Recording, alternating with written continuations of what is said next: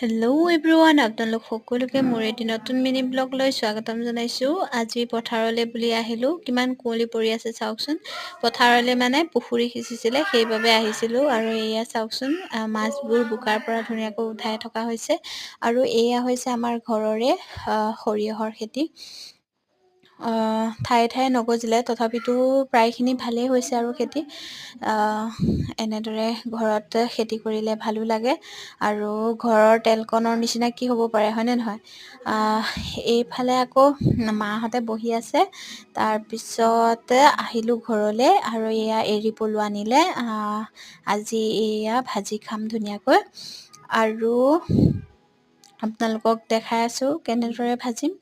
একেবাৰে চিম্পুল, পিঁয়াজ দি ধুনীয়াকৈ তেলতে ভাজি দিলেই হ'ল। ইমান নৰসিংহৰ পাত দিব, এনেদৰে ভাজি খাওঁ। ভিডিঅ'টো চাই কেনেকুৱা পালে জনাবলৈ নাপাহৰিব।